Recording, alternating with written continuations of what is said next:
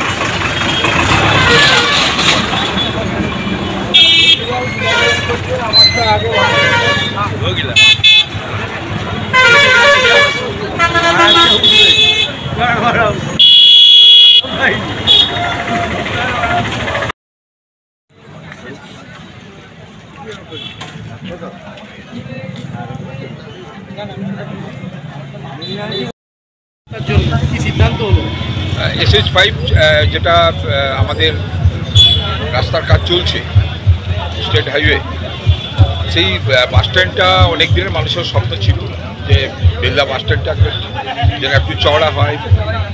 Central bus stand যেটা হয়েছে সেই বাসস্ট্যান্ডে যাতে বাস ঢুকতে পারে, এই সমস্ত পরিকল্পনা দেখেই একটু চওড়া করার জন্য দোকানদার কতটা ভাঙলে সুবিধা হবে। এর আগে একটা পিডব্লিউডি মাপ করেছিল, তাতে অনেকেই উচ্ছেদ হয়ে যেত। সেইটা আবার পুনরায় মেপে যাতে কিছুটা সেভ করা যায় সেটা করা হয়েছে, যাতে আগামী দিনে বেলদাতে একটা সুন্দর করে একটা বাসস্ট্যান্ড তৈরি করা যায় তার একটা পরিকল্পনা। যাদের উচ্ছেদ করা হবে তাদের কি পুনর্বাসন দেওয়া? যদি কোনো কেউ এই কাজ করতে গিয়ে যদি কেউ উচ্ছেদ হয়ে যায় নিশ্চিতভাবে তা রিপ্লেস করে দেওয়া যায়।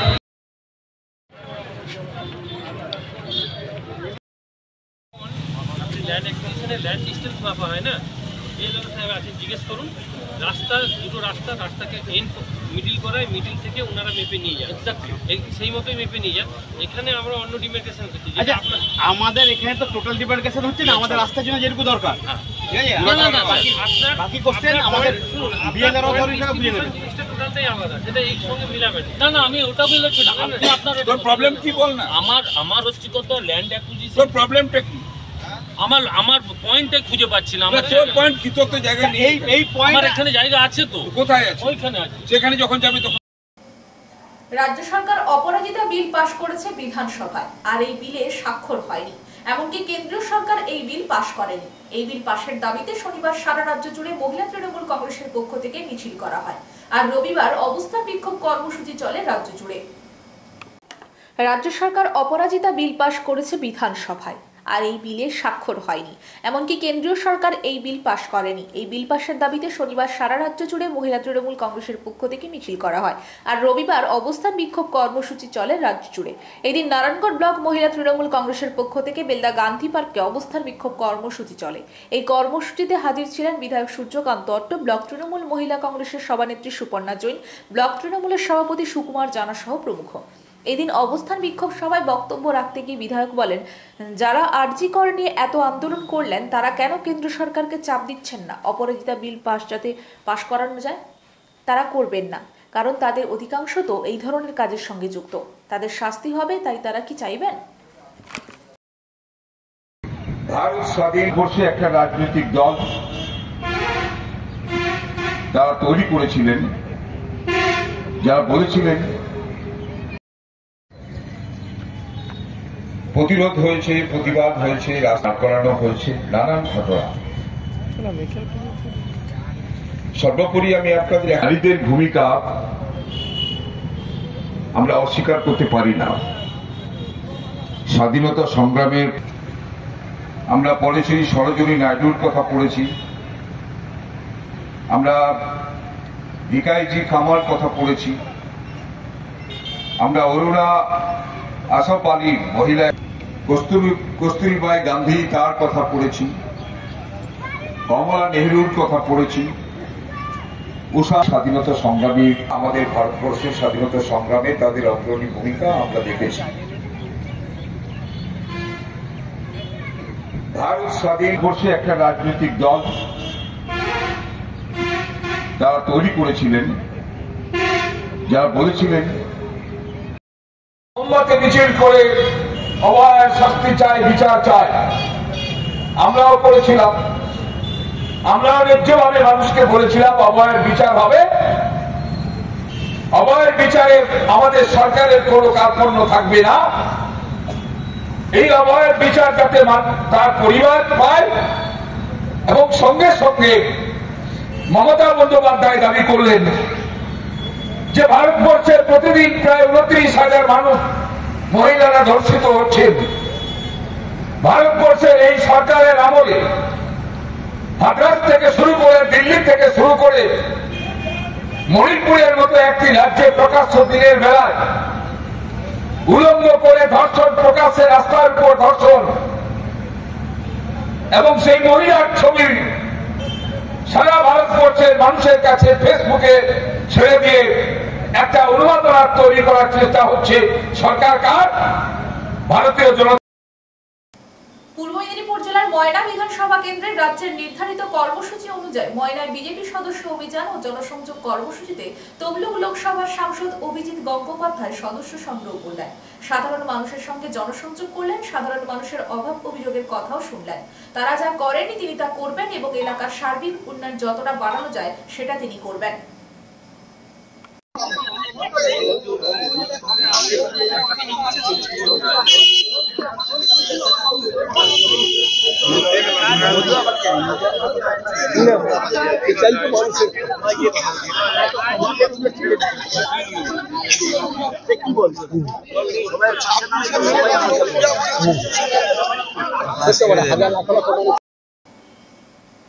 শনিবার ভোররাত থেকে নিম্নচাপের জেরে বৃষ্টির কারণে ঝাড়গ্রাম জেলা জুড়ে ধান ও সবজি চাষের ক্ষতির আশঙ্কা করছেন ঝাড়গ্রাম জেলার সাঁকরাইল, নয়াগ্রাম, ঝাড়গ্রাম, জামবনি, গোপীবল্লভপুর 1 ও 2, বিনপুর 1 ও 2 ব্লকের বিভিন্ন এলাকার চাষিরা। শনিবার ভোররাত থেকে নিম্নচাপের জেরে বৃষ্টির কারণে ঝাড়গ্রাম জেলা জুড়ে ধান ও সবজি চাষের ক্ষতির আশঙ্কা করছেন ঝাড়গ্রাম জেলার সাঁকরাইল, নয়াগ্রাম, ঝাড়গ্রাম, জামবনি, গোপীবল্লভপুর 1 ও 2, বিনপুর 1 ও 2 ব্লকের বিভিন্ন এলাকার চাষিরা। প্রায় 2 মাস আগে ঘূর্ণিঝড় দানার ফলে ফসলের অনেক ক্ষতি হয়েছে। সেই ফসলের ক্ষতিপূরণ এখনো চাষিরা পায়নি। যখন মাঠ থেকে চাষিরা পাকা ধান খামারে তুলবে, ঠিক সেই সময় নিম্নচাপের জেরে বৃষ্টির কারণে মাঠে থাকা পাকা ধান নষ্ট হওয়ার আশঙ্কা করছেন এলাকার চাষিরা। যদি আরো ভারী বৃষ্টি হয় তাহলে মাঠে থাকা পাকা ধান অঙ্কুর বেরিয়ে যাওয়ার আশঙ্কা করছেন চাষিরা, যার ফলে ধান চাষের ব্যাপক ক্ষতির আশঙ্কা করছেন ঝাড়গ্রাম জেলার কৃষি প্রধান এলাকার বাসিন্দারা। ধান চাষের পাশাপাশি আলু সহ বিভিন্ন সবজি চাষ নষ্ট হওয়ার আশঙ্কা করছেন ঝাড়গ্রাম জেলার চাষিরা। তাই নিম্নচাপের কারণে ভারী বৃষ্টি হলে প্রচুর ক্ষতির মুখে পড়ার আশঙ্কা করছেন চাষিরা। সাঁকরাইল পঞ্চায়েত সমিতির কৃষি দপ্তরের কর্মাধ্যক্ষ মথুর মাহাতো বলেন, বিষয়টি নজরে রয়েছে প্রশাসনের। রাজ্যের মুখ্যমন্ত্রী মমতা বন্দ্যোপাধ্যায় কৃষকদের পাশে রয়েছে। যদি নিম্নচাপের জেরে ভারী বৃষ্টি হয় তাহলে প্রচুর ফসলের ক্ষতি হবে। যাদের ফসলের ক্ষতি হবে তারা যাতে সরকারিভাবে ক্ষতিপূরণ পায় সে ব্যাপারে তিনি বিষয়টি প্রশাসনের আধিকারিকদের জানাবেন বলে জানান।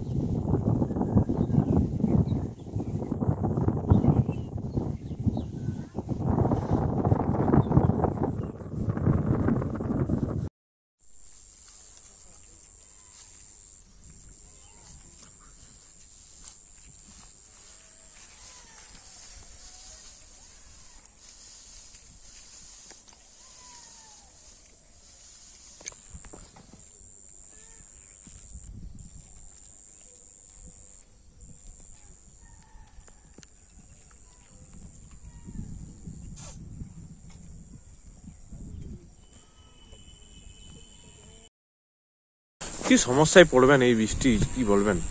বৃষ্টি যে সমস্যা আমরা চাষিরাই তো বুঝতে পারছি। গত 2 মাস আগে বৃষ্টি হয়েছিল, কিছু ধান তো গেছে, তারপরে কোন রকম কিছু ছিল। এই বৃষ্টিতে ধানগুলো সব গজা হয়ে যাবে আর কি। বীজ বেরিয়ে যাবে? বীজ তো বেরোবে না, অঙ্কুর বেরিয়ে যাবে। অঙ্কুর বেরিয়ে গেলে চাষির সবার মাথায় হাত। আচ্ছা, কতদিন বৃষ্টি চলবে কিছু জানেন? কিছু সেটা কিছু জানে, যে 2-4 দিন চলে তাহলে তো বলার নেই। আগামী যে সবজি চাষ ছিল, সবজি চাষ তো যাবে, তারপর সবজি দাম বাড়বে, সে তো সাধারণ মানুষের তখন অবস্থা খারাপ। আচ্ছা, কত বিঘা ক্ষতি হতে পারে এলাকায়?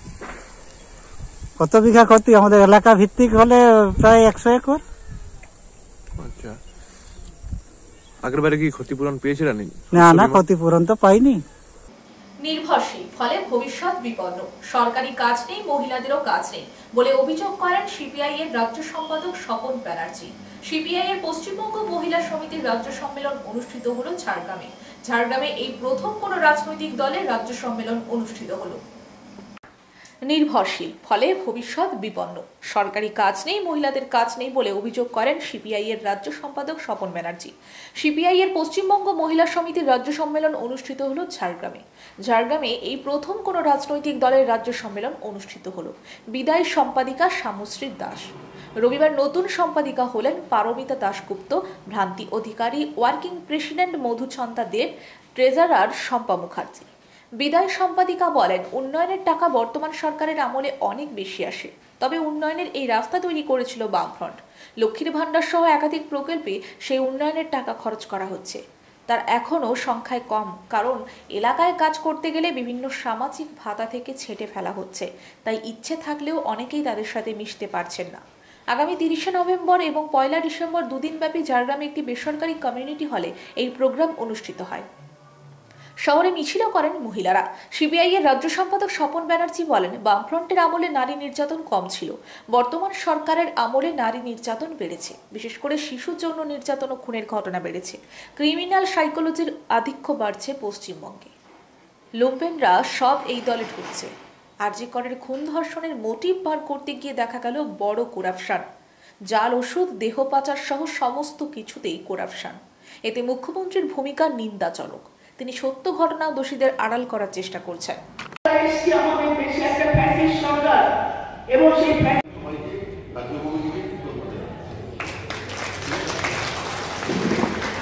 এবার বক্তব্য রাখবেন মহিলা আন্দোলনের অন্যতম নেত্রী। আমাদের মধ্যে কোনো দ্বিধা ছিল না, দুটি সমিতির মধ্যে কোনো দ্বিধা ছিল না। আজকে আমরা এমন জায়গায় এসেছি, আমাদের দেশে একটা ফ্যাসিস্ট সরকার, এবং সেই মুখে দাঁড়িয়েছিলাম, এসপি অফিসের গেট ভেঙে দিয়েছিলাম। সে জমায়েত আমরা ঐক্যবদ্ধভাবে করেছিলাম।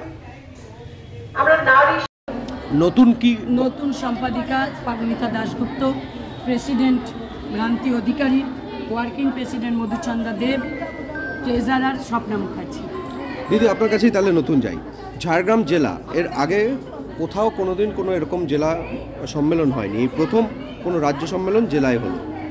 আপনারা কতটা আবার সংগঠিত হতে পারছেন? আমার মনে হয় বিদায়ী সম্পাদিকা যদি এটা বলেন তাহলে ভালো হয়। দিদি বলুন। দেখুন, এই ঝাড়গ্রাম আমরা যখন জেলা ভাগের আগেও এই ঝাড়গ্রামে কাজ করেছি। আপনারা জানেন এখানে আমাদের প্রবাদ প্রতিম নেত্রী ছিল, তা হলো গীতা মিত্র এবং তার স্বামী অতুল মিত্র। আমরা পুরো ওই ওয়ার্ড ধরে, সম্ভবত সেটা 1 নম্বর ওয়ার্ড, আদিবাসী অধ্যুষিত এলাকায় আমরা কাজ করেছি। তারপরে তো বামফ্রন্টের শেষের দিকে এই বেলপাহাড়ি এইসব নিয়ে গণ্ডগোল হলো। আমরা দেখেছি যে দেখুন, বামপন্থী লড়াইতে আদিবাসীদের এবং সংখ্যালঘু মানুষদের যেভাবে যত্ন করা হয়েছে, তাকে তাদের অনুন্নতা, তাদের পিছিয়ে পড়া, সেইকে পুঁজি করে প্রতিক্রিয়াশীল শক্তি তার ফায়দা লুটতে চেয়েছে। এবং শেষের দিকে 2009 থেকে 2011 পর্যন্ত এখানে একটা রাস্তা ডেভেলপমেন্টের কাজ করতে দেয়নি।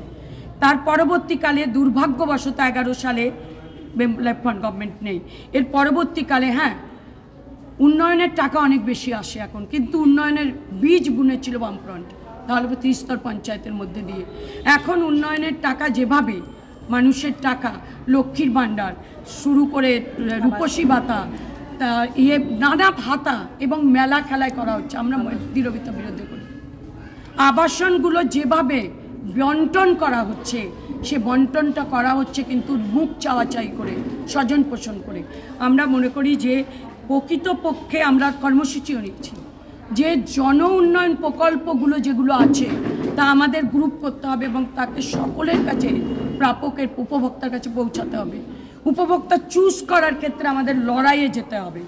কারণ অনেক দিন আগে আমরা বামপন্থী মহিলা আন্দোলনে বলতাম যে গ্রামের 100 জন থাকতে পারে নারকেল চারা পেতে পারে, যখন প্রথম পঞ্চায়েত হলো, কিন্তু এসছে 20টা নারকেল চারা। আমি 20 জনকে দিতে হবে। আমি যদি মুখ বাছাবাছি করি তাহলে আমার লোকও বাদ পড়বে। আমি যদি সেই নারকেল চারা উপভোক্তার লিস্ট বানাই, এবছরে 20 জনকে দেব, পরের বছরে অন্য 20 জনকে দেব, তাহলে উন্নয়ন যাদের জন্য তাদের হাতে পৌঁছায়। আমি বলি ঝাড়গ্রামে আমরা নিশ্চয়ই এগোতে পারবো। উন্নয়ন সমদৃষ্টিতে হতে হবে। পূর্ব মেদিনীপুর জেলার সদর শহর তমলুকের রাখাল মেমোরিয়াল ফুটবল গ্রাউন্ডে শনিবার প্রায় 8:30 নাগাদ বিল্ডিংয়ের দোতলায় ধোঁয়া দেখতে পায় স্থানীয়রা। খবর দেয় দমকল অফিসে। তড়িঘড়ি দমকলের একটি ইঞ্জিন সহ দমকল আধিকারিক ও কর্মীরা দ্রুত ঘটনাস্থলে পৌঁছে কিছু সময়ের মধ্যেই আগুন নিয়ন্ত্রণে আনে। প্রাথমিকভাবে অনুমান বিল্ডিং এ থাকা এসি থেকে শর্ট সার্কিটের জেরে এই আগুন লাগ, এমনটা জানিয়েছেন দমকল আধিকারিক প্রতাপ সরকার। বিল্ডিং এ বেশি জিনিসপত্র না থাকায় সেভাবে কোনো ক্ষয়ক্ষতি হয়নি।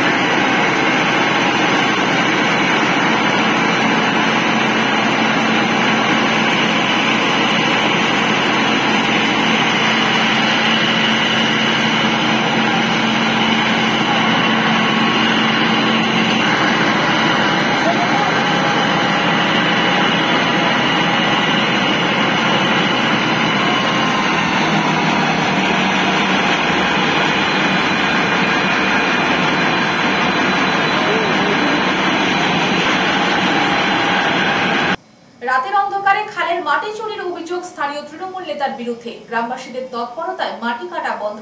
এই ঘটনাকে কেন্দ্র করে রাস্তা অবরোধ করে বিক্ষোভ গ্রামবাসীদের। রাতের অন্ধকারে খালের মাটি চুরির অভিযোগ স্থানীয় তৃণমূল নেতার বিরুদ্ধে। গ্রামবাসীদের তৎপরতায় মাটি কাটা বন্ধ। এই ঘটনাকে কেন্দ্র করে রাস্তা অবরোধ করে বিক্ষোভ গ্রামবাসীদের। পূর্ব মেদিনীপুর জেলার কাঁথি দেশপ্রাণ ব্লকের বামুনিয়া গ্রাম পঞ্চায়েত এলাকায় একটি খাল পাড় কেটে নেওয়ার অভিযোগ উঠল স্থানীয় তৃণমূল নেতার বিরুদ্ধে। গ্রামবাসীদের অভিযোগ, ওই গ্রামে আগে তৃণমূলের লোকজনেরা গাছ, পুকুরের মাছ এসব চুরি করত। এবার থেকে মাটি চুরিতে হাত লাগিয়েছে শীতের রাতকে কাজে লাগিয়ে। গতকাল মধ্যরাত্রি থেকে আজ ভোর রাত পর্যন্ত বেশ কয়েকটি ট্রাক্টর ও মাটি কাটার মেশিন দিয়ে কয়েক লক্ষ টাকার মাটি তুলে নিয়ে গেছে তৃণমূলের লোকজন বলে এমনটা দাবি স্থানীয়দের। এই ঘটনাকে কেন্দ্র করে গ্রামবাসীরা একত্রিত হয়ে রাস্তা অবরোধ করে বিক্ষোভ দেখাতে থাকেন। তৃণমূলের পক্ষ থেকে অভিযোগ করা হয় এটা বিজেপির কালচার। এই ঘটনার সঙ্গে তৃণমূলের কোনো যোগ নেই।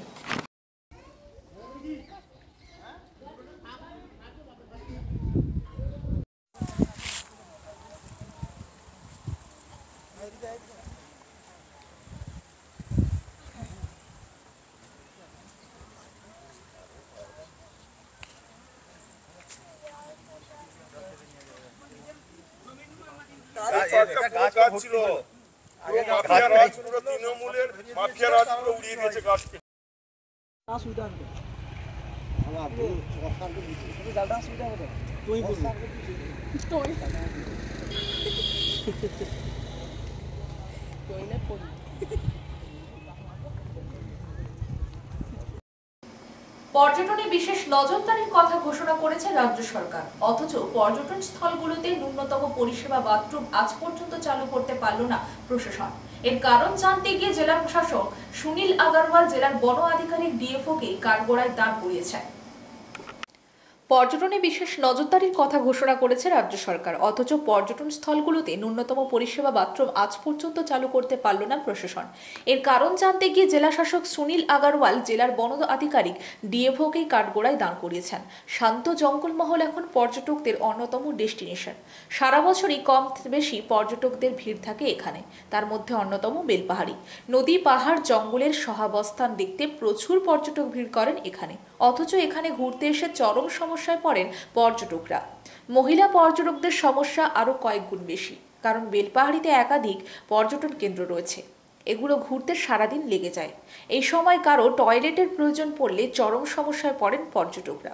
তখন একমাত্র প্রকৃতির কোলকেই ব্যবহার করতে বাধ্য হন। পুরুষেরা বাইরে প্রকৃতিকে ব্যবহার করলেও মহিলারা সহজে তা করতে পারেন না। এই সমস্যার কথা সমস্ত তরফে বারবার জানানোর পর গত বছর বেলপাহাড়ির কাঁকড়াঝোড়, খাদাররানী, ঢাঙ্গিকুসুম, লালজল, ঘাগড়া সহ বিভিন্ন পর্যটন কেন্দ্রগুলোতে মোট 8টি বাথরুম নির্মাণ করা হয়। পর্যটন কেন্দ্রগুলি বন দপ্তরের জায়গায় হওয়ার জন্য জেলা প্রশাসন বন দপ্তরকে জলের ব্যবস্থা সহ বাথরুমগুলির তৈরির খরচ বন দপ্তরের হাতে তুলে দেয়। সেই অনুযায়ী 8টি বাথরুম তৈরি হলেও 2টি বাদে বাকি 6টি বাথরুম তৈরি হয়ে আজও বন্ধ হয়ে পড়ে আছে। পর্যটন কেন্দ্রগুলির ব্যবসায়ী থেকে সাধারণ মানুষ সকলেই বারবার অসুবিধার কথা বলছে, তবুও বন দপ্তর এই বাথরুম চালুর ব্যাপারে নির্বিকার। বন দপ্তর বা বন দপ্তর প্রতিমন্ত্রী বীরবাহা হাসদার সাথে যোগাযোগ করা যায়নি। ফোন করলে তা কেটে দেন উভয়।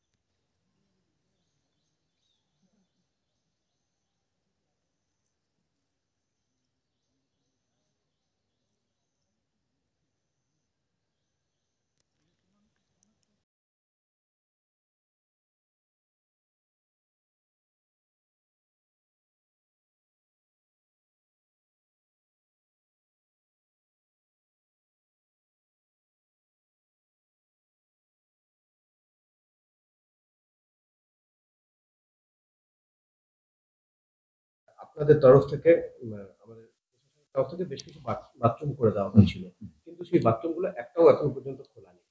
না, 7 বাথরুম মানে আমরা করে দিয়েছিলাম 28 লাখ টাকা ব্যয়, এবং আমরা করে দিয়েছিলাম মানে ফরেস্টকেই দেওয়া হয়েছিল, ফরেস্টই তৈরি করে দিয়েছিল, যেহেতু ফরেস্টের জমি ছিল, এবং ফরেস্টের ওই ম্যানেজমেন্ট কমিটি বা ওরাই মানে অপারেশনের দায়িত্ব ওদেরই আছে। তো এরকম আমি শুনেছি, পরশুদিন আমি শুনেছিলাম, এবং সঙ্গে সঙ্গে আমি ডিএফওকে বলেছিও যাতে ইমিডিয়েটলি যদি কিছু এরকম বন্ধ থাকে যাতে ইমিডিয়েটলি যাতে সেটাকে সবসময় চালু রাখা যায়। কারণ যে পর্যটকরা আসছেন ঝাড়গ্রামে, তখন পর্যটন খুব বৃদ্ধি পাচ্ছে, তাতে কোনো অসুবিধা না পড়ে। এবং আমরা চেয়েছি, বিডিওদের কাছ থেকেও চেয়েছি এবং ফরেস্টের কাছেও চেয়েছি যে আরও যদি কিছু করতে হয় পর্যটকদের জন্য আরও কোনো লোকেশনে, আমরা কিন্তু এই টয়লেটগুলো বানিয়ে দিতে পারবো। ওরা বানিয়ে নিক বা আমরা বানিয়ে। জেলা প্রশাসন কত টাকা দিয়েছিল ফরেস্ট? প্রত্যেক টয়লেটের জন্য 4 লাখ টাকা আছে, 3 লাখ টাকা সিভিল কনস্ট্রাকশন, না বাকি 1 লাখ টাকা আছে ওই পানি জলের ব্যবস্থা। টোটাল কটা? 7। ঠিক একই রকম ভাবে জঙ্গলের ভেতর দিয়ে যে রাস্তা। সংবাদ এই পর্যন্ত। নমস্কার।